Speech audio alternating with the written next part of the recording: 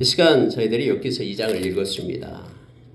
여러분, 욥기서 2장에서는 이제 두 번째로 사탄이 욥을 시험하는 내용이 나오고 있죠. 여러분, 우리가 욥기서를 볼 때 이미 1장을 나눌 때 말씀을 나눴는데요. 이 구조를 먼저 알아야 되죠. 이 욥기서의 장르는 시문학입니다.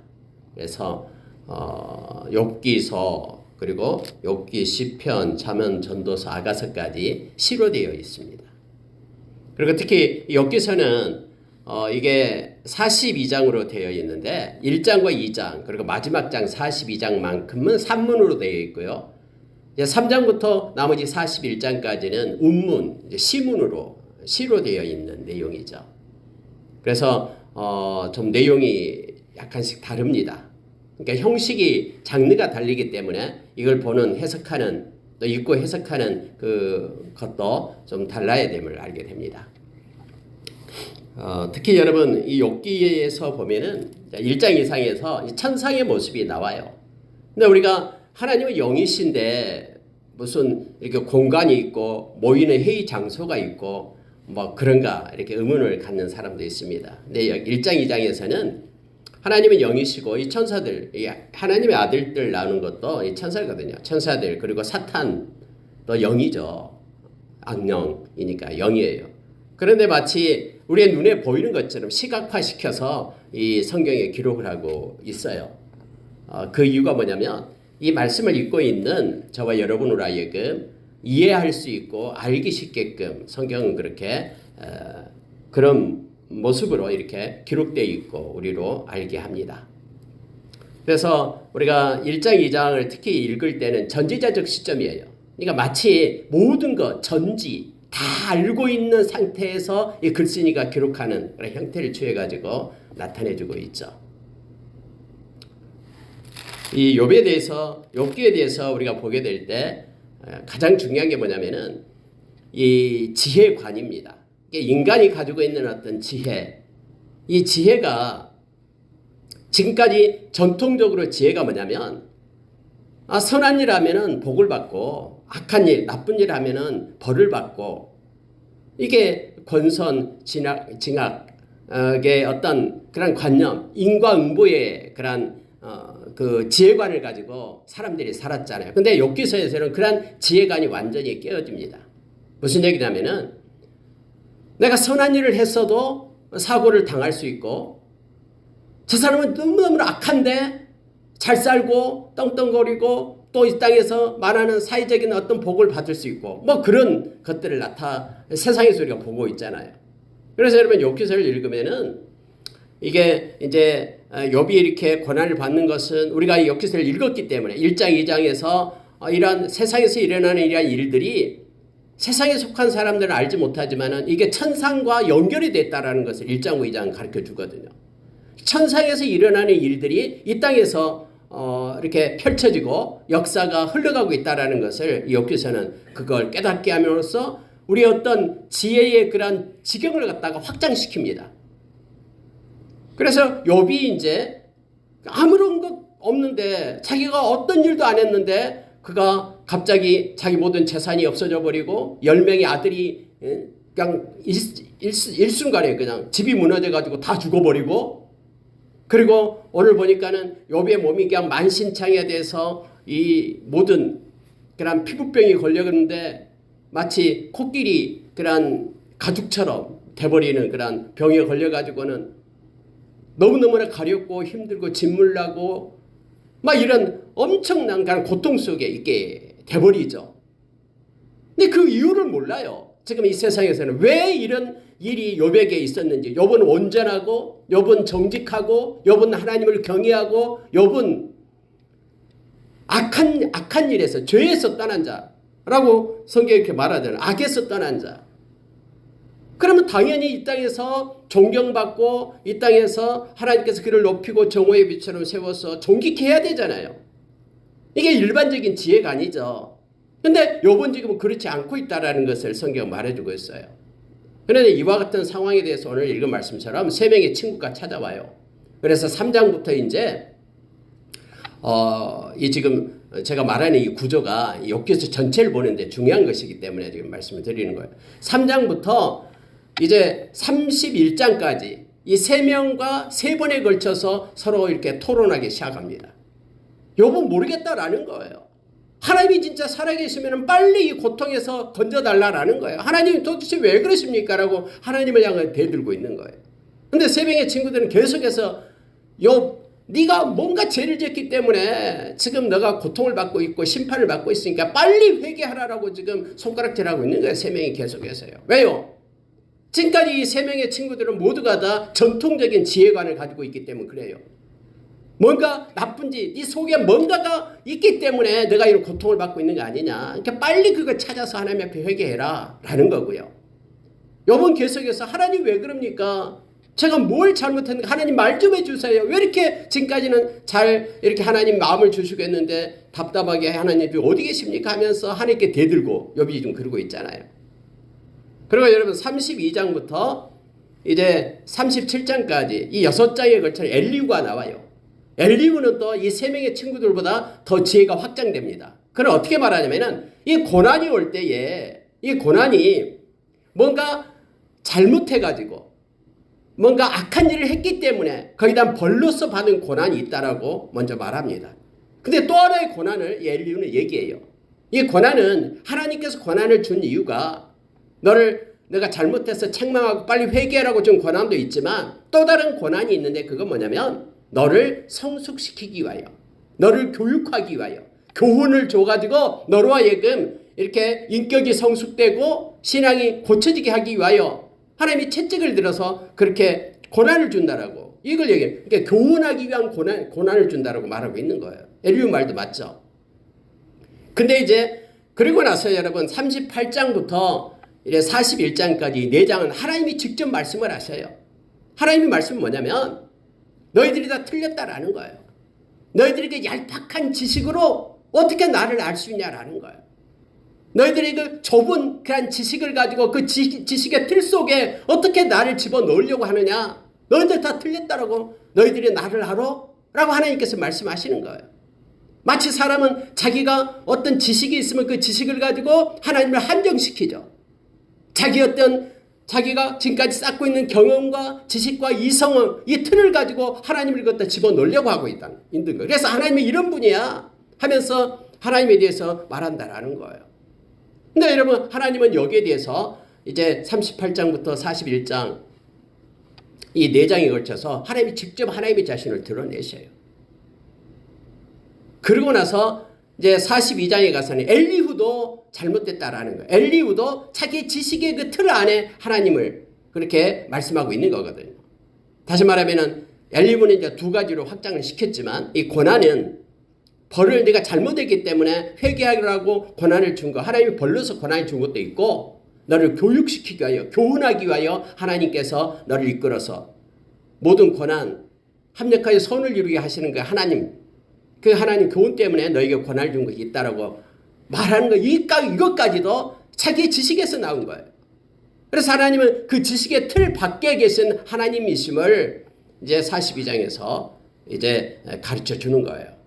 그래서 그때 욥이 깨닫게 됩니다. 지금까지는 내가 하나님만을 들어 살았는데 이제는 내가 눈으로 보았다라고 말하는 고백이 나와요. 42장 8절에서. 이 말은 지금까지 내가 생각했던 하나님, 그래서 하나님한테 대들기도 하고 하나님 왜 그럽니까? 이래서는 안 됩니다 하면서 자기의 도덕적 기준 속에 하나님을 이렇게 집어넣으려 했던 자기의 어떤 그 지식관, 지혜관 이것을 뛰어넘어서 하나님은 내가 생각하는 그런 하나님이 아니다라는 것을 깨닫게 돼요. 이제는 눈으로 봐서 하나님을 향한 나의 어떤 그런 신관이 완전히 바꿔졌다라는 것을 고백을 합니다.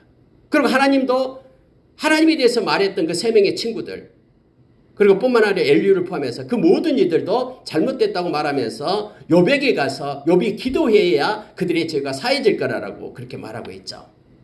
그래서 여러분 우리가 욥기서를 읽어보면 뭘 우리가 기억하게 되냐면요. 하나님이 행하시는 모든 일은 다 옳은 일이에요.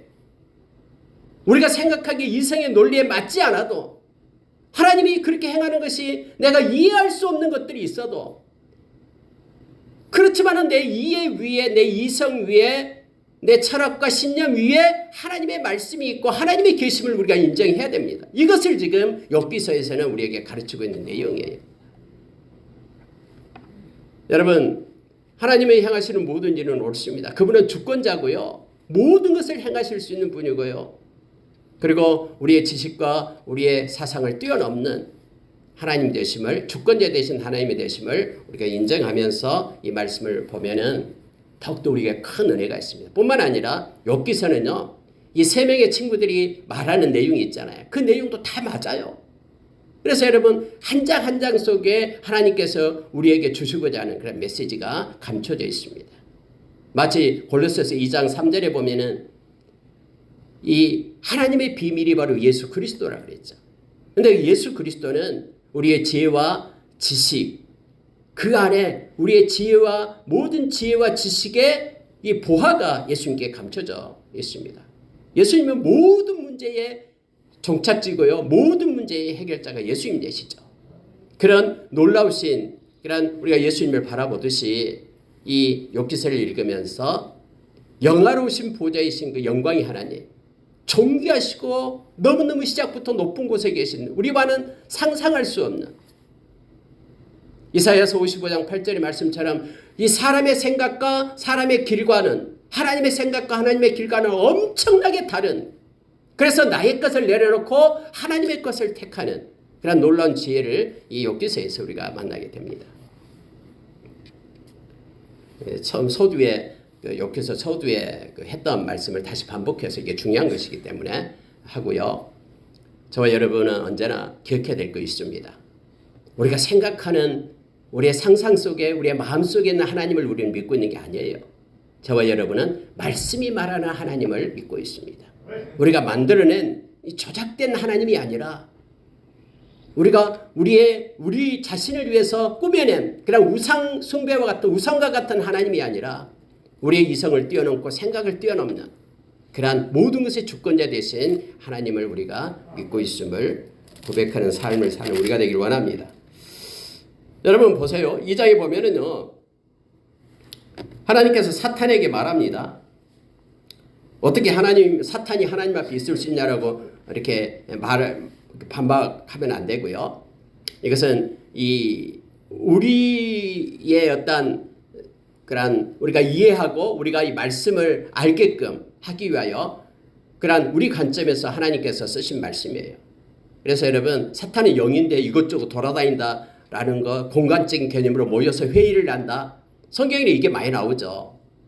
성경 곳곳에 천상의 회의 모습도 나오고 있습니다. 그런데 이 모든 것들이 다 우리 3차원적인 우리가 이해할 수 있게끔 성경은 그렇게 기록해 놓고 있다라는 것을 우리가 기억하면서 이 말씀을 보면 됩니다.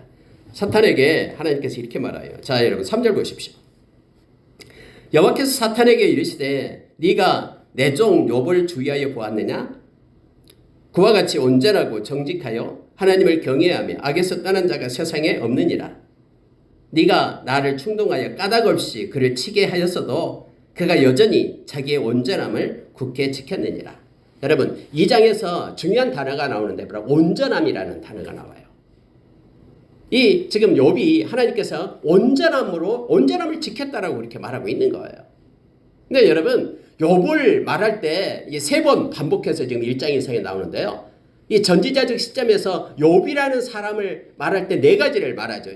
1장 1절, 그리고 1장 8절, 그리고 2장 3절에 나오고 있잖아요. 그래서 가장 먼저 단어가 뭐냐면은 온전하다라는 거, 온전하다.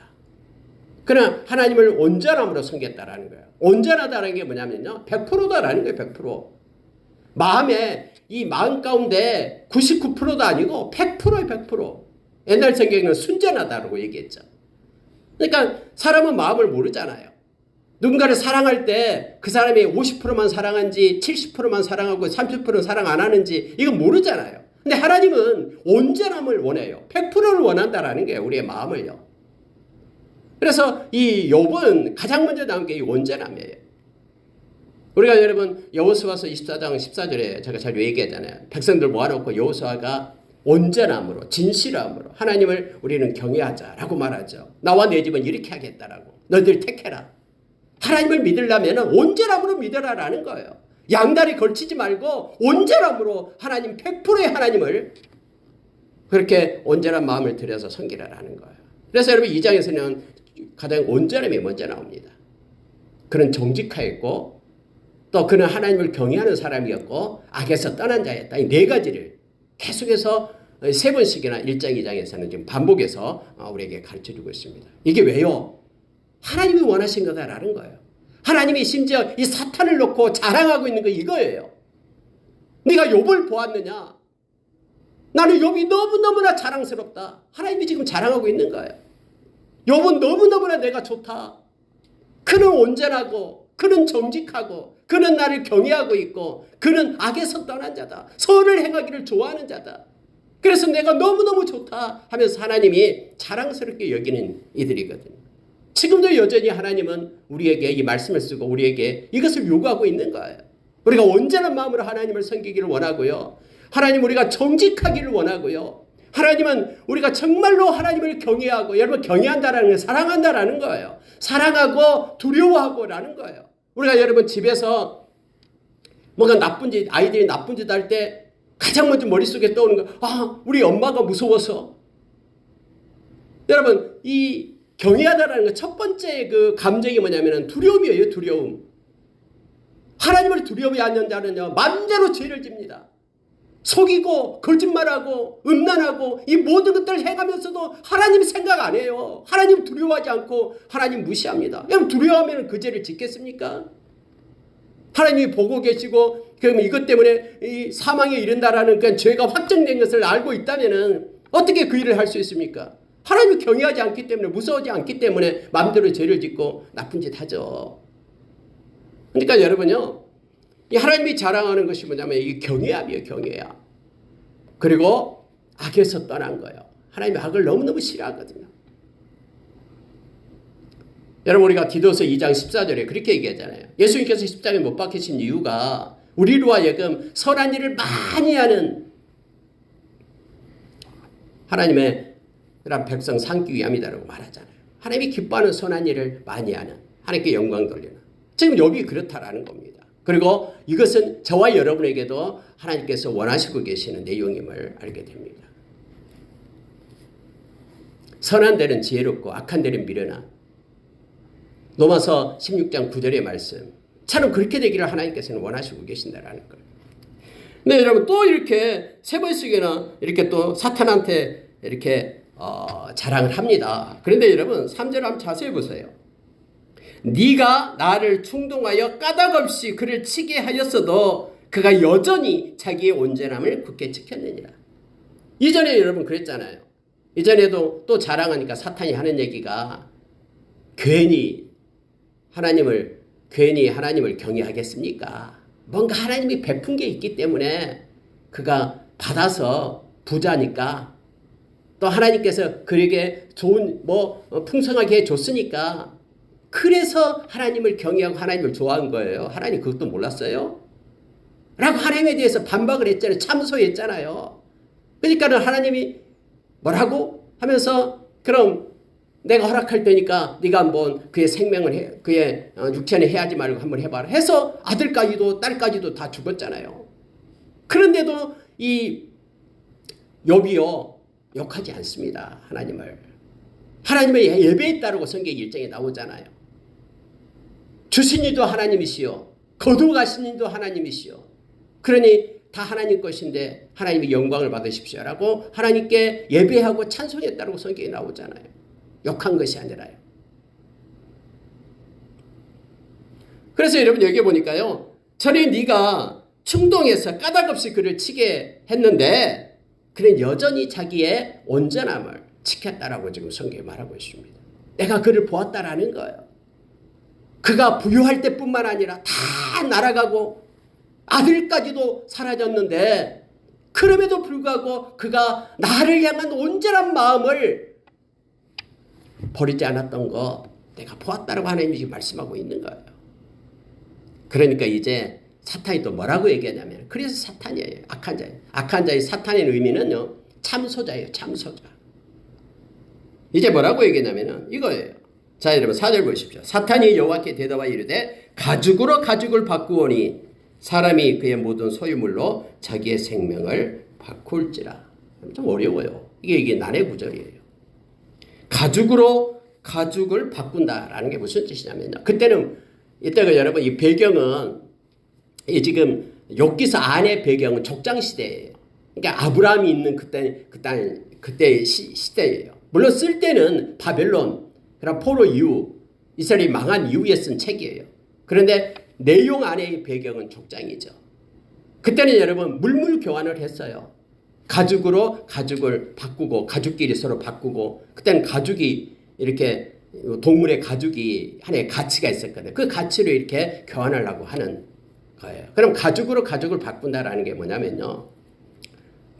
밑에 내용이 바로 병렬 구조예요. 사탄이 가죽으로 가죽을 바꾸오니 사람이 그의 모든 소유물로 자기의 생명을 바꿀지라. 그러니까 첫 번째 가죽을 얘기할 때에는 이것은 외적인 것을 얘기하죠.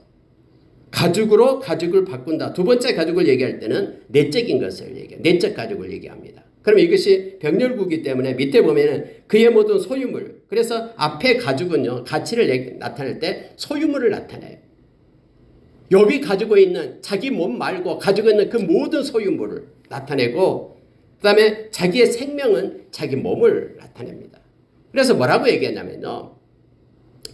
이제 하나님이 또 자랑을 하니까 이 사탄이 그러면은 이젠 그의 몸이 성하니까 그래도 온전함을 잃지 않고 병들지 않았으니까 온전함 잃지 않고 하나님 앞에 이렇게 예배하고 그랬죠. 이제는 그의 몸이 바꿔지게 된다면 몸이 아프게 되고 몸이 성하지 않게 된다면 틀림없이 하나님을 욕하고 하나님을 떠날 겁니다. 그 얘기를 하는 거예요. 그러니까 무슨 얘기냐면요. 이제는 외부의 그런 가죽 나타나는 것 그가 가지고 있는 소유물을 가지고 이제는 그것이 아닌 내면적인 가죽 그러니까 몸의 상처 자기 몸으로 바꾼다 그러면 지금까지는 그 가지고 있던 재산을 쳤지만 이제는 그의 몸을 친다 그러면은 이제는 틀림없이 그가 하나님을 떠날 겁니다. 배반할 겁니다. 하나님을 욕할 겁니다. 불평하고 하나님께 그렇게 대들 겁니다. 이렇게 말하고 있는 거예요. 자, 여러분 15절로 가봅니다. 보십시오. 이제 주의 손을 펴서 이제 요구하는 거예요. 그의 뼈와 살을 치소서. 하나님 그의 뼈와 살을 한번 쳐보십시오. 건강을 한번 치십시오.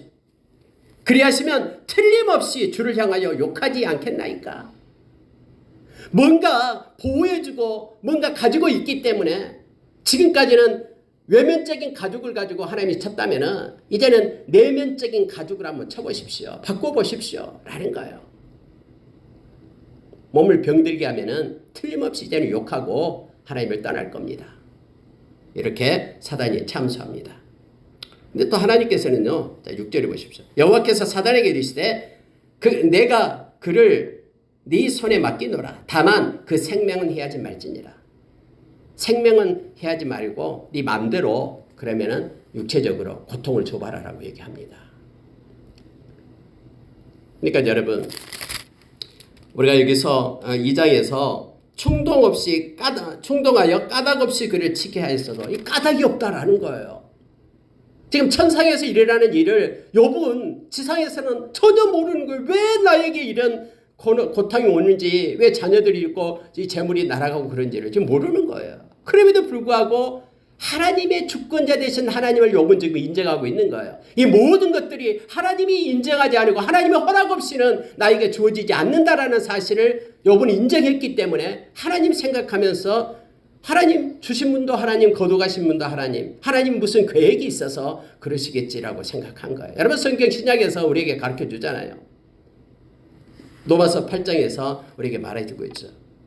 모든 것이 고난이 올 때 그 모든 것이 합력하여 선을 이룹니다. 하나님의 백성에게는요. 베드로 사도도 베드로전서 5장 10절에서 말해주고 있죠. 이 고난은 잠깐 고난인데 하나님의 사람을 온전케 하고 강하게 하고 견고하게 하고 이렇게 우리를 세운다라고 그렇게 성경은 말해주고 있죠.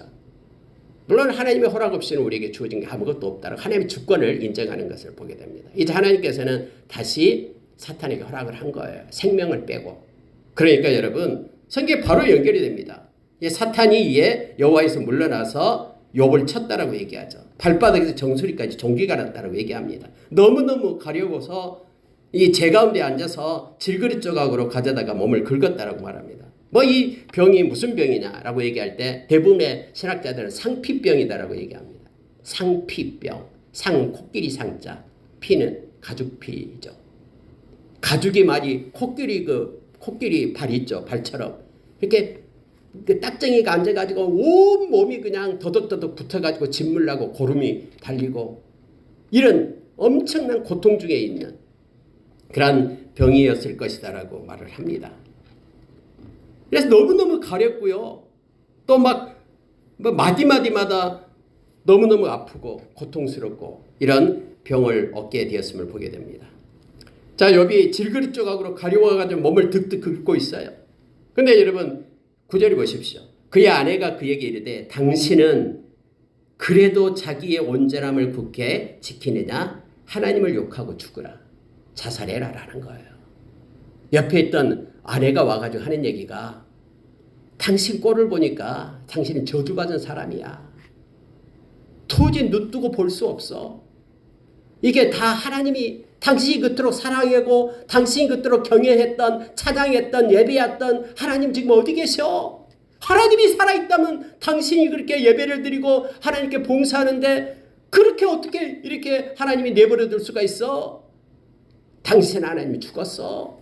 그러니 하나님 욕하고 혀 깨물고 죽어. 이런 얘기예요 지금 아내가 와서. 당신이 그래도 자기의 온전함을 굳게 지키. 이 온전함이 나오잖아요. 하나님을 향한 온전함을 버리지 않겠느냐라는 거예요. 하나님을 섬기고 하나님을 찬양하고 그렇게 하나님을 좋아했던 당신, 사랑했던 당신, 하나님이 당신에게 해준 게 뭐 있어? 지금 이 내용이잖아요. 그래도 온전함을 지키겠느냐라는 거예요. 하나님을 향한 그 마음을 거두지 않고 계속해서 끝까지 그 온전한 마음을 지키겠느냐? 욕하고 죽으라. 말은 온전함 깨고 배반하고 이제는 죽으라라는 거예요. 하나님 어디 살아계셔? 살아계시면 이렇게 말도 안 돼. 하면서 아내가 지금 얘기합니다. 여러분 이에 대해서 10절에 이렇게 말합니다. 그가 이르되 그대의 말이 하는 어리석은 여자의 말 같도다. 우리가 하나님께 복을 받았은즉 화도 받지 아니하겠느냐 하고 이 모든 일에 욥이 입술로 범죄하지 아니하니라. 성경이 이렇게 기록하고 있습니다. 사탄이 주장한 게 뭡니까? 틀림없이 주를 향하여 욕하지 않겠나이까. 아내가 와서 말합니다. 아내는 뭐라고 얘기하냐면 하나님을 욕하고 죽으라. 욕해라라는 거 욕해라. 사탄도 틀림없이 욕할 것이다. 이런 육신적인 질병이 들면 욕할 것이다. 아내도 욕하고 죽으라라고 얘기하죠. 뭐 비슷한 걸 보죠. 에베소서 2장 2절 이하에 보면은요. 세상의 영이 있죠. 이게 사탄이에요. 세상의 영은 믿지 않는 사람들을 끌고 가요. 그들의 모든 영을 지배하고 통치하는 것이 세상의 영이에요. 저와 여러분은 우리 안에 성령님이 계셔요. 요한일서 우리가 4장 4절에서 우리 안에 계시는 이는 세상에 있는 영보다 더 커요. 강해요. 그래서 세상의 영이 우리를 끌고 못 가요. 우리 안에 성령님이 계시기 때문에. 그래서 성령으로 세상의 영을 이기는 거예요. 그러나 성령이 없는 사람들은, 예수 믿지 않는 사람들은 이 세상의 영에 의해서 끌고 가요. 그러나 결국 사망에 이르게끔, 세상의 풍조를 따라 살게끔, 자기의 욕망과 욕심을 따라서 세상을 살게끔 그렇게 악한 영이 끌고 간다니까요. 세상 권세 잡는 자가. 이게 세상의 영이에요. 그러니까 여기에 있는 욥의 아내도 어리석은, 이게 말이에요. 어리석은 여자의 말과 같다. 이 어리석다라는 게 무슨 뜻이냐면요. 하나님을 섬기지 않는다. 이런 뜻이에요. 그러니까 하나님을 믿지 않는 사람과 똑같은 말을 하고 있다라고 지금 말하고 있는 거예요. 왜요? 사탄이 말한 것처럼 욕하고 죽게 될 거다라고 말하고 똑같은 그런 마음을 가지고 이 여자도, 이 욥의 아내도 욕하고 죽으라라고 말하고 있잖아요. 그 영이 흐름받아서 그대로요. 욥은 그렇게 말합니다. 어리석은 여자의 말같이 왜 나를 욕하고 죽으라고 하느냐라는 거예요. 어리석은, 이 말은 하나님을 섬기지 않는, 예수 믿지 않는 사람처럼 동일하게 왜 그렇게 세상을 살게끔 그렇게 불평하고 원망하고 하나님께 욕하고 왜 하나님이 내가 살아계신다면 내가 열심히 하나님께 행했던 것을 보지도 않고 이렇게 이 험한 일이 나에게 있냐고 하면서 욕하고 죽으라라고, 불평하고 원망해라라고, 그렇게 어리석은 여자의 말처럼 그렇게 하느냐라고 말하면서 욥이 말한 게 그거예요. 복을 주신 분이 화도 주시지 않겠느냐, 이 말씀을 합니다. 여러분, 이사야서 45장 7절에 보면은 하나님께서는 이사야서 45장 7절 한번 보십시오. 이사야서 45장 7절, 뒤쪽에 이사야서 45장 7절 보면은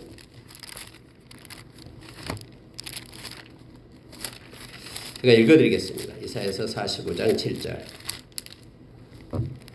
나는 빛도 짓고 어둠도 창조하며 나는 평안도 짓고 환난도 창조하나니 나는 여호와라. 이 모든 일들을 행하는 자니라. 여러분, 하나님은요, 빛도 짓고 어둠도 지었어요.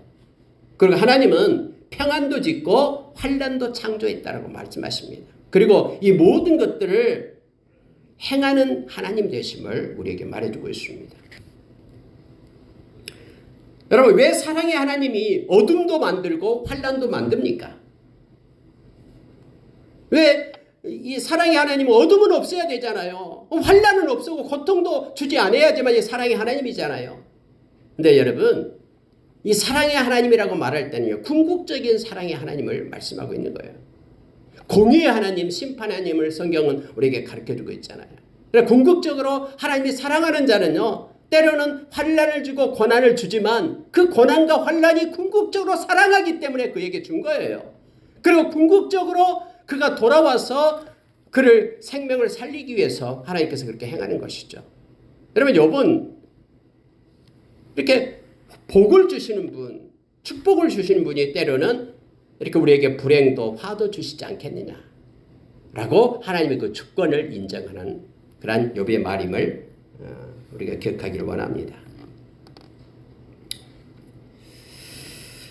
그래서 욥은 입술로 범죄하지 않았다, 즉 온전함을 잃지 않았다라고 우리에게 가르쳐주고 있습니다. 여러분, 이 말씀 보고 마치겠습니다. 이어서 이제 3장부터는 이제 대화가 시작되는데요, 정말 흥미진진한 시적인 표현을 가지고 나타내는 욥기서가 시작이 됩니다. 세 명의 친구가 찾아옵니다. 이 세 명의 친구는 모두가 다 이스라엘 사람이 아니에요. 다 주변에 있는 사람들이죠. 이 대만 사람이 나오고, 대만이다 그러면 암몬 족속을 얘기합니다. 엘리바스가 오고요, 수아 사람 빌닷이 오고요, 나하맛 사람 소발이 와요. 욥이 아프다라는 말 듣고 이문을 왔다라고 얘기합니다. 근데 욥의 그 몰골을 보고 너무너무나 마음이 아픈 거예요. 어떻게 이런 처참한 상태까지 돼버린 거예요. 여러분, 새카맣게 이 가죽이 몸에 붙어 있는 거예요. 이 코끼리 코끼리 피부처럼 온몸이 그렇게 돼버린 거예요. 차마 볼 수가 없어가지고 이 친구들이 울고 있어요. 울고. 그 욥 옆에 앉아가지고 7일 동안이나 애통하고 울고 있는, 한마디 말도 않고 울고만 있는 거예요. 얼마나 그런 상태가 몰골이 흉악하면은 옆에 앉아서 울고만 있는 거예요. 친구들이요. 7일 동안 밤낮으로. 자, 여러분, 13절 보십시오. 밤낮 7일 동안 그와 함께 땅에 앉았으나 욥의 고통이 심함을 보므로 그에게 한마디도 말하는 자가 없었더라. 7일 동안 한마디도 말을 못하는 거예요. 그리고 이제 3장에 넘어가서 그럼 누가 먼저 말을 꺼내냐 그러면은 친구가 아니라 욥이 먼저 말을 꺼냅니다. 얼마나 고통스러웠던지, 차라리 내 생일이 없었다면 하면서 이제 자기 어떤 상태를 이렇게 3장에서 말하기 시작을 합니다. 말씀을 마치겠습니다. 여러분, 하나님께서는 오늘 욥처럼 화도 줄 수 있어요. 환난을 줄 수도 있습니다. 그러나 이 환난을 주고 고난을 주고 화를 주는 것이 하나님의 사랑을 끊을 수가 없습니다. 무슨 얘기냐면은 그 모든 것들도 하나님의 사랑하는 것, 하나님의 그 사랑으로 이렇게 퍼즐 것처럼 맞춰져서 우리를 하나님께로 돌아오게 하고 사랑을 잊게끔 하는, 그러니까 궁극적으로 하나님의 사랑 속에 포함되어 있는 것임을 우리는 기억해야 됩니다. 우리가 로마서 8장 35절부터 38절에 나오잖아요. 하나님의 사랑은 끊을 수가 없어요. 특히 하나님의 백성 저와 여러분을 향한 하나님의 사랑, 그리스도 예수 안에 있는 하나님의 사랑, 즉 예수 그리스도를 믿는 하나님의 백성에게 주어지는 하나님의 사랑은 끊을 수가 없어요. 사망이나 생명이나 천사들이나 권세자들이나 현재일이나 장래일이나 높음이나 기쁨이나 능력이나 어떤 피조물이라도 우리 주 예수 그리스도 안에 있는 하나님의 사랑에서 끊을 수 없다라고 말합니다. 그러니까 예수 믿는 그리스도 예수 안에 있다라는 것은 예수 믿는 저와 여러분을 얘기해요. 예수 믿지 않는 사람 말고 예수 믿는 사람에게는 그 하나님의 사랑 끊을 수 없다라고 말하고 있죠.